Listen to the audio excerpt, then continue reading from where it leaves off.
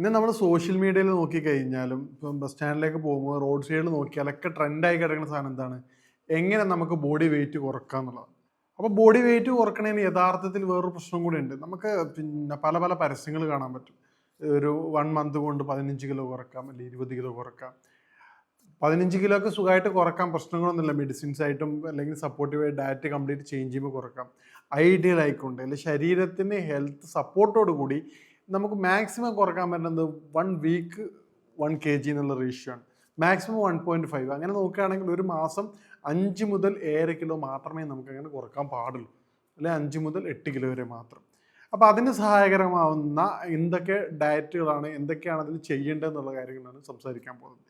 ഞാൻ doctor Syed Mohsin, chief physician, global Unani hospital.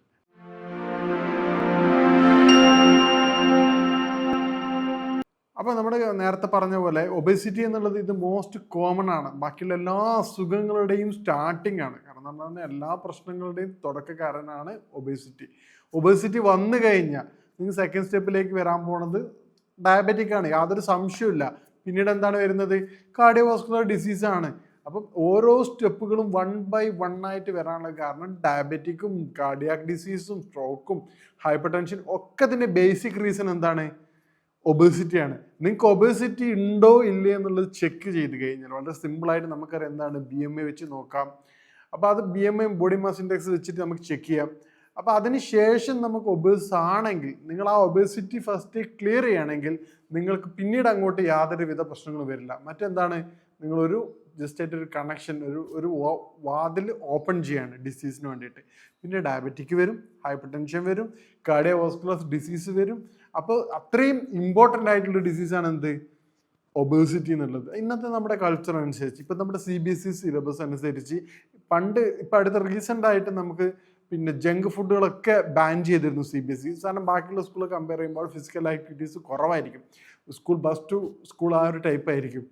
അപ്പോൾ ബാക്കിയുള്ള നാടൻ സ്കൂളും കമ്പയർ ചെയ്യുന്ന സമയത്ത് ഫിസിക്കൽ ആക്ടിവിറ്റീസ് വളരെ കുറവായിരിക്കും. ഇവർ ക്യാൻറ്റീനിൽ പോയിട്ട് ബർഗറും പിസയൊക്കെ വാങ്ങിയിട്ട് അത് വളരെ ഡയബറ്റിക്കിന് കാരണമായിട്ട് കണ്ടെത്തി, റിസർച്ച് ഓറിയൻറ്റഡ് ആയിട്ട്.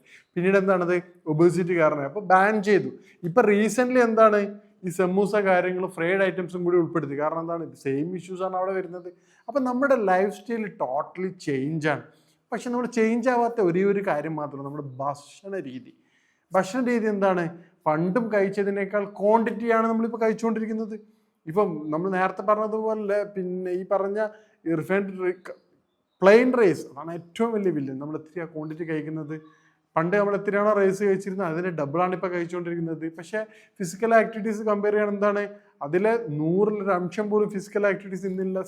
സ്റ്റെയർ കയറേണ്ട ആവശ്യമില്ല, വണ്ടിയിൽ നടന്നു പോകേണ്ട ആവശ്യമില്ല, സൈക്കിൾ ചവിട്ടേണ്ട ആവശ്യമില്ല. ഫുള്ളി ഓട്ടോമാറ്റിക് സിസ്റ്റമാണ് അത്, വണ്ടിയിലായാലും സ്റ്റെയറിലായാലും ഫിസിക്കൽ വർക്കിലായാലും. അപ്പോൾ രണ്ടാമത്തെ കാര്യം എന്താണ്, നമ്മുടെ ആ ജീവിത ശൈലിയാണ്. ഇപ്പം ഹൈ കലോറിക് ഫുഡ് കഴിക്കുകയാണ്. നേരത്തെ പറഞ്ഞതുപോലെ റിഫൈൻഡ് ഇതിന് പുറമെ ഹൈ കലോറിക് ഫുഡ് കഴിക്കുകയാണ്. ഈ കലോറിയൊക്കെ എന്താണ്, ബോഡിയിൽ ഫാറ്റായിട്ടാണ് സ്റ്റോർ ചെയ്യുക. ഇപ്പോൾ BMI റേറ്റ് കൂടുമ്പോൾ എന്താവും, ബോഡിക്ക് അതിന് മതിയായിട്ടുള്ള, ഇപ്പം ഒരാൾക്കൊരു ഏരിയയിൽ ഇപ്പോൾ ക്യാമറയാണെങ്കിൽ ആ ഒരു ക്യാമറ സറൗണ്ടിങ്സിൽ മാത്രമേ അതിൻ്റെ ആക്ടിവിറ്റീസ് നടക്കുള്ളൂ.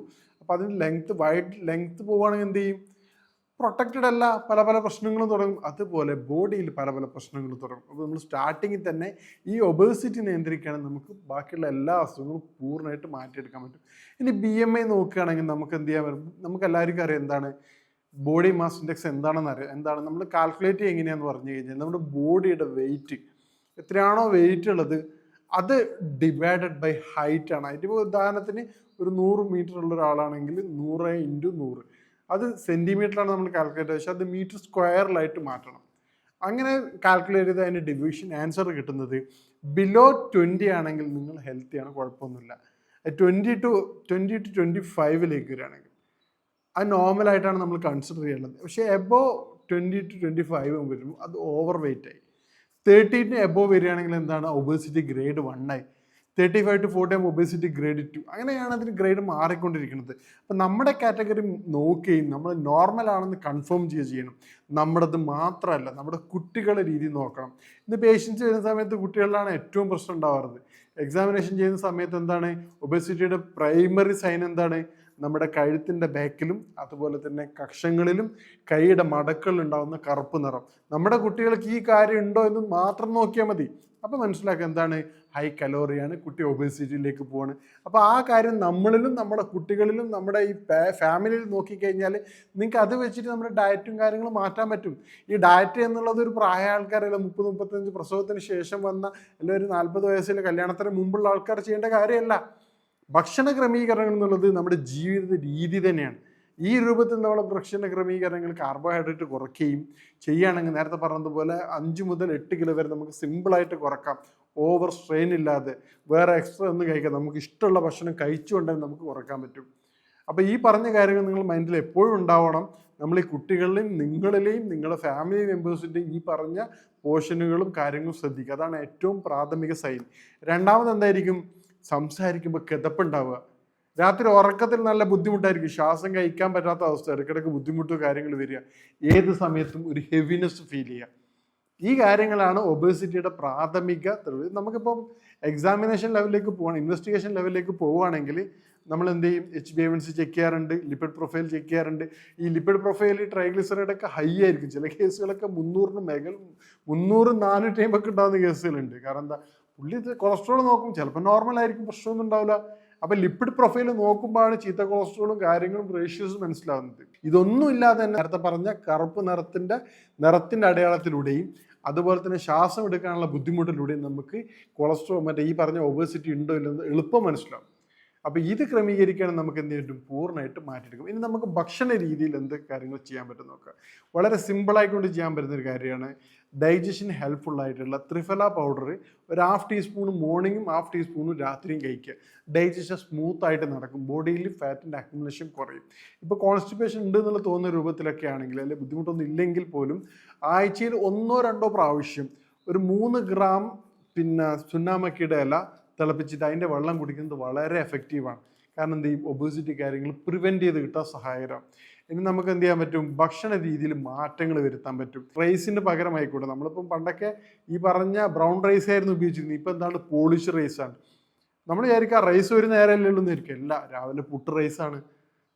നല്ല വൈറ്റ് വിഷം എന്നാണത് പറയുക, പഞ്ചസാരയേക്കാൾ വിഷമുള്ള സാധനമാണ് ഈ പറഞ്ഞ റൈസ്. പത്തിരിക്ക് റൈസാണ്. അപ്പോൾ ഇതൊക്കെ എന്താണ്? നമ്മൾ അറിയാതെ നമ്മുടെ ബോഡിയിലേക്ക് കാർബോഹൈഡ്രേറ്റും ഷുഗറും ഫാറ്റായിട്ട് മാറുകയാണ് ചെയ്യുന്നത്. നമുക്ക് ചെയ്യാൻ പറ്റുന്ന കാര്യം എന്താണ്? അളവൊന്ന് കുറയ്ക്കുക. ഇപ്പം രാവിലെ ഒരു കഷ്ണം പുട്ടും നന്നായിട്ട് ഒരു കപ്പ് കടലക്കറിയും കൊടുക്കുക. അല്ലെങ്കിൽ എന്ത് ചെയ്യുക? ഒരു മുട്ട റോസ്റ്റ് 1-2 മുട്ട റോസ്റ്റ് കൊടുക്കുക. അത് ഹെൽത്തിയാണ്, പ്രോട്ടീൻ ഇതും ബാലൻസിങ് ആണ്. അതോടൊപ്പം വെജിറ്റബിൾസും കൊടുക്കുക. പറ്റുകയാണെങ്കിൽ വെജിറ്റബിൾസ് കൊടുക്കുന്ന നിർബന്ധമില്ല. എന്ത് ചെയ്യുക? വൈകിട്ടത്തെ ലഞ്ചിൽ മാറ്റിയാൽ മതി. ലഞ്ച് നമ്മൾ വീട്ടിൽ നിന്ന് പ്രിപ്പയർ ചെയ്യാനാണ് എന്ത് ചെയ്യാൻ പറ്റും? ഈ പറഞ്ഞ ഒരു കപ്പ് വൈറ്റ് റൈസ് ആണ്, കുഴപ്പമൊന്നുമില്ല, വൈറ്റ് റൈസ് കൊടുക്കാം. ബ്രൗൺ റൈസ് എങ്ങനെയെങ്കിലും ശീലിപ്പിക്കാൻ പറ്റുമെങ്കിൽ ഏറ്റവും ബെസ്റ്റ് അതാണ്. ഇത് മാർക്കറ്റിൽ പല തരത്തിൽ ബ്രൗൺ റൈസ് അവൈലബിൾ ആണ്. നമ്മളൊരു കപ്പ് ബ്രൗൺ റൈസ് കൊടുക്കുകയും 1 കപ്പ് പ്രോട്ടീൻ റിച്ച് ആയിട്ടുള്ള മുട്ടയോ ഇറച്ചിയോ മീനോ എന്തെങ്കിലും കൊടുക്കുക. അതിനുശേഷം ഒരു 1 കപ്പ് വെജിറ്റബിൾസും കൊടുക്കുക. ഇത് ഐഡിയൽ. ഈ രൂപത്തിൽ നമ്മൾ ബ്രേക്ക്ഫാസ്റ്റും ലഞ്ചും ഡിന്നറും മാറ്റുകയാണെങ്കിൽ, ഡിന്നറൊക്കെ നല്ല ഒബേസുള്ള ആൾക്കാരാണെങ്കിൽ, പ്രശ്നമൊന്നും നല്ല ബോഡിയിൽ വെയിറ്റ് ഒക്കെ ഉള്ള ആളാണെങ്കിൽ പരമാവധി റെഡ്യൂസ് ചെയ്യുന്നുണ്ട്. ഓട്സ് കഴിക്കാൻ നോക്കുക, റാഗിയുടെ ദോശയോ കാര്യങ്ങൾ കഴിക്കുക. അതോടൊപ്പം എന്ത് ചെയ്യുക? വെജിറ്റബിൾസ് കഴിക്കുക. ഒരു പ്രോട്ടീൻ ആവശ്യമാണെങ്കിൽ ഒരു മുട്ട എന്തെങ്കിലും കഴിക്കുക. ആൾക്കാരെന്താ വിചാരിക്കുക? കടലേ മുട്ട കഴിക്കുക. ഈ ഡോക്ടർ പറയണത് റിച്ച് ഇട്ട ആൾക്കാർക്കല്ലേ പറ്റുള്ളത്? ഒരിക്കലല്ല. കാരണം എന്താ? മാർക്കറ്റിൽ നിങ്ങൾ വേറെ എന്തിനേക്കാളും ചീപ്പായിട്ട് കിട്ടുന്ന സാധനമാണ് മുട്ട. മുട്ട നിങ്ങൾക്ക് ഡയറ്റിൽ വളരെയധികം ഉപയോഗിക്കാം. റൈസിൻ്റെ അതേ എമൗണ്ട് എന്തിനുള്ളൂ? ഈ പറയണ റാഗിക്കുള്ളൂ. റാഗി നിങ്ങൾക്ക് അരച്ച് ദോശയായിട്ട് ഉപയോഗിക്കാം. അപ്പോൾ ഈ രൂപത്തിൽ ചെയ്യുമ്പോൾ നിങ്ങൾക്ക് എന്ത് ചെയ്യാൻ പറ്റും? ഇപ്പം നിങ്ങളെ ക്യാഷ് കുറച്ച് ഇതിലേക്ക് മാറ്റിക്കഴിഞ്ഞാൽ നിങ്ങൾക്ക് ഹെൽത്ത് ഉണ്ടാവും, ഡയബറ്റിക്കും കൊളസ്ട്രോൾ കാര്യത്തിൽ രക്ഷപ്പെടാനും പറ്റും. കുറച്ച് കഴിഞ്ഞാൽ എന്ത് ചെയ്യും? ഇതേ സാധനങ്ങൾ നിങ്ങൾ വേണ്ടി വരും, ഡയബറ്റിക് ആവും. അപ്പോൾ ഈ പറഞ്ഞ സാധനങ്ങളൊക്കെ ആ സമയത്ത് വേണ്ടി വരും. അപ്പോൾ ഭക്ഷണ ക്രമീകരണങ്ങൾ നമ്മൾ ഈ രൂപത്തിൽ വരുത്തുകയാണെങ്കിൽ, ഫുഡ് പ്ലേറ്റ് ഫോളോ ചെയ്യുകയാണെങ്കിൽ, നേരത്തെ പറഞ്ഞതുപോലെ ഭക്ഷണം 3-1 കാർബോഹൈഡ്രേറ്റ് ആക്കുക, ഈ പറഞ്ഞ ഒരു കഷ്ണം പുട്ടെടുക്കുക, അതോടൊപ്പം തന്നെ ധാന്യങ്ങളായിട്ടുള്ള മുട്ട എടുക്കുക, അല്ല ധാന്യങ്ങളായിട്ടുള്ള കടല എടുക്കുക, അതുപോലെ തന്നെ പ്രോട്ടീൻ റിച്ച് ആയിട്ട് മുട്ട എടുക്കുക. അപ്പോൾ ഇത് കഴിക്കുകയാണെങ്കിൽ ഐഡിയൽ ബ്രേക്ക്ഫാസ്റ്റ്. അപ്പോൾ അതുപോലെ തന്നെ ഐഡിയൽ ആയിട്ടുള്ള ലഞ്ചും ഡിന്നറും കഴിക്കുകയാണെങ്കിൽ വെയിറ്റ് നമ്മൾ അറിയാതെ തന്നെ പതിയെ കുറച്ച് വരും. ഇനി നമുക്ക് ഏറ്റവും പ്രധാനമായിട്ടുള്ള കാര്യം എന്തൊക്കെയാണെന്ന് നോക്കാം. വെയിറ്റ് ചില പേഷ്യൻസ് ഡോക്ടർ ഞാൻ എന്ത് ചെയ്തിട്ട് വെയിറ്റ് കുറയുന്നില്ല എന്ന് പറയും. അപ്പോൾ അതിൻ്റെ കാരണം എന്താണ്? നേരത്തെ പറഞ്ഞ ഈ പറഞ്ഞ പ്രശസ്ത നടിയുണ്ടല്ലോ വിദ്യാബാലൻ പറഞ്ഞിരുന്നു. വിദ്യാബാലനൊക്കെ അറിയാൻ പറ്റില്ല, എല്ലാവരും ഫേമസ് ആയിട്ടുള്ള ആക്ടറാണ്. അപ്പോൾ അവർ എല്ലാവിധ ഡയറ്റീഷ്യൻ്റെ സപ്പോർട്ട് എല്ലാ കാര്യങ്ങളും ചെയ്ത് വ്യത്യസ്ത തരം അഡ്വൈസ് തേടി, എന്നിട്ട് യാതൊരു ഫലമില്ല. ബോഡി വെയിറ്റ് കൂടുക എന്നല്ലാതെ കുറയുന്നില്ല. അപ്പോൾ എന്താണ് ആൻഡ് ഇൻഫ്ലമേറ്ററി, ഇപ്പോൾ അവസാനം അവരുടെ ഡയറ്റാണ് ക്ലിക്ക് ആയിക്കോട്ടെ, എന്ത് ഇൻഫ്ലമേറ്ററി ആൻറ്റി ഇൻഫ്ലമേറ്ററി ഡയറ്റായിട്ട്. ഇപ്പോൾ അറിയാതെ ബോഡിൻ്റെ ഉള്ളിൽ ഇൻഫ്ലമേറ്ററി ആക്ഷൻ നടക്കുകയാണ്. അപ്പോൾ അത് എല്ലാവരിലും ഉണ്ടാവില്ല, പക്ഷെ അത് എന്ത് ചെയ്തിട്ട് തടിക്കാത്ത ആൾക്കാരിലെ ഏറ്റവും പ്രധാനപ്പെട്ട കാരണം അതാണ്. അതിൻ്റെ കാരണം എന്തൊക്കെയാണ്? കൃത്യസമയമില്ലാത്ത ഉറക്കം. നിങ്ങൾ പല ഡയറ്റിൽ ഇപ്പം പല വാട്സപ്പ് ഗ്രൂപ്പുകൾ ഡയറ്റുകളുണ്ട്, പല പെയ്ഡ് ഗ്രൂപ്പ് ഡയറ്റ് ഗ്രൂപ്പൊക്കെ ഉണ്ട്. നമ്മൾ അതിൽ ചേരുമ്പോൾ എന്താ സംഭവിക്കുക? അവരാദ്യം ചോദിക്കുന്ന കാര്യം എന്താണ്? നിങ്ങൾ വെള്ളത്തിൻ്റെ ബോട്ടിൽ വെക്കണം, പേഴ്സണലായിട്ടൊരു ബോട്ടിൽ വെക്കണം. അപ്പോൾ ഒന്ന് ആലോചിച്ച് നോക്കി, ഇത്രയും കാലം നിങ്ങളത് കുടിച്ചിട്ടുണ്ടായിരുന്നോ? അത് വലിയൊരു ടാസ്ക്കാണ്. ചില ആൾക്കാർ പറയും ഡോക്ടർ ആ ഗ്രൂപ്പ് ചേർന്നിട്ട് ഭയങ്കര ബുദ്ധിമുട്ടായി ഡോക്ടർ, എന്താ ഇത്ര വെള്ളം കുടിക്കണം. അത്രയും വെള്ളം അവർ നിർബന്ധമായിട്ടൊരു ദിവസം കുടിക്കേണ്ടതാണ്. അപ്പോൾ അതൊരു ഹെവി ടാസ്ക്കാണ്. ഇത്രയും വലിയ ബോട്ടിൽ ഞാൻ തീർക്കണമെന്നുള്ളത് ചോദിക്കണം. അത് നോർമലി അവരുടെ വേസ്റ്റ് മാനേജ്മെൻറ്റ് നിർബന്ധമാണ്. രണ്ടാമത്തെ കാര്യം എന്താണ്? ഉറക്കം. കാരണം അവരെ വിളിച്ചു ചോദിക്കും 10 മണിക്ക് ഉറങ്ങിയോ, അല്ലെങ്കിൽ രാവിലെ 4 മണിക്ക് 5 മണിക്ക് എഴുന്നേൽപ്പിക്കും, അതിൻ്റെ ഫോട്ടോ അയച്ചു കൊടുക്കേണ്ടി വരും, അതിൻ്റെ വർക്കൗട്ടിൻ്റെ സെൽഫി എടുക്കേണ്ടി വരും. അപ്പോൾ ഈ 10 മണിക്ക് ഉറങ്ങുന്ന കാര്യം എന്താണ്? നോർമലി പറഞ്ഞാൽ അവർ കേൾക്കൂല. അപ്പോൾ ഈ രണ്ടാമത്തെ കാര്യം ഉറക്കാണ്. ആദ്യം പറഞ്ഞ വെള്ളം കൂടിയാണ്, രണ്ടാമത്തെ കാര്യം ഉറക്കാണ്.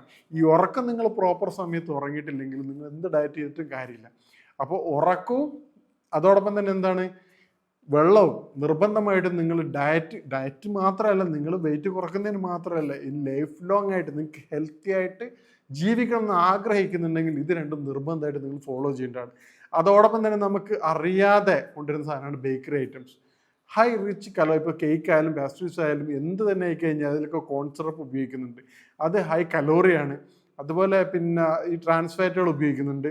അത് ബോഡി നമ്മൾ ഉദ്ദേശിക്കുന്നതിനേക്കാൾ ഡബിളായിട്ടാണ് ബോഡി വെയിറ്റ് കൂട്ടുക. ആൾക്കാരെ ഞാൻ എപ്പോഴെങ്കിലും ഒരു സമൂസല്ലേ കഴിക്കുന്നത്, എപ്പോഴെങ്കിലും ഒരു പപ്സല്ലേ കഴിക്കുന്നുള്ളൂ, ഒരു കഷ്ണം കേക്കല്ലേ കഴിക്കുന്നുള്ളൂ. പക്ഷെ നിങ്ങൾ ഡയറ്റുള്ള ഒരു വ്യക്തിയാണെങ്കിൽ യാതൊരു കാരണവശാലും നിങ്ങൾ സ്റ്റാർട്ടിങ്ങിലെ ഫസ്റ്റ് 3 months യാതൊരു കാരണവശാലും ഈ തരത്തിലുള്ള കാര്യങ്ങൾ ഉപയോഗിക്കാതിരിക്കുക. കാരണം എന്താണ്? അത് നിങ്ങളുടെ ഡയറ്റിൽ നിങ്ങൾക്ക് തന്നെ ഒരു ഹാപ്പി. ഒരു 1 week കഴിയുമ്പോൾ ഒരു 1 kilo കുറഞ്ഞല്ലോ. ഞാൻ ഈ പറഞ്ഞ കാര്യങ്ങൾ നിങ്ങൾക്ക് സിമ്പിളായിക്കൊണ്ട് ചെയ്യാം. ഒരു യാതൊരുവിധ എക്സ്ട്രാ ടാസ്കോ കാര്യങ്ങൾ ചെയ്യേണ്ടില്ല. അതോടൊപ്പം തന്നെ നിങ്ങൾ രാത്രിയത്തെ ഭക്ഷണം നിർബന്ധമായിട്ട് ഡിന്നർ 7 മണിക്ക് മുമ്പായിട്ട് കഴിക്കേണ്ടതാണ്. 7 മണിക്ക് ശേഷം ജസ്റ്റ് ഒരു വാട്ടർ ഫാസ്റ്റിംഗ്, ഒരു വെള്ളം കൂടി മാത്രം ഉപയോഗിക്കുക. ഇന്നെന്താവും? ഈ പറഞ്ഞ രൂപത്തിൽ നിങ്ങൾ ബോഡി വെയിറ്റ് ഒരു 1 week കൊണ്ട് 1 kg മുതൽ 1.5 വരെ കുറയും. നമ്മളൊരു 1 month നോക്കുകയാണെങ്കിലോ അറൗണ്ട് 5 to 7.5 വരെ കുറയും. ഈ രൂപത്തിൽ ചെയ്യാൻ നിങ്ങളുടെ ബോഡിക്ക്, മറ്റൊരു രൂപത്തിൽ ചെയ്യുമ്പോൾ എന്താണ്? ബോഡിക്ക് അത് ദോഷകരമായി ബാധിക്കും. മസിൽസിൻ്റെ പ്രശ്നമാണ്, ഇൻറ്റേർണൽ ഓർഗൻസിൻ്റെ പ്രശ്നമാണ്. ഈ രൂപത്തിൽ ചെയ്യാൻ നിങ്ങളൊരു മെഡിസിൻ്റെ അതിൻ്റെ യാതൊരു സഹായം ഇല്ലാതെ തന്നെ നിങ്ങൾക്ക് നിങ്ങളുടെ വെയിറ്റ് പൂർണ്ണമായിട്ടും കുറച്ചു കൊണ്ടുവരാനും പറ്റും, സന്തോഷത്തോടെ ജീവിക്കാനും പറ്റും. ഇനി മറ്റൊരു ഹെൽത്ത് വിഷയമായിട്ട് കാണാം. നന്ദി.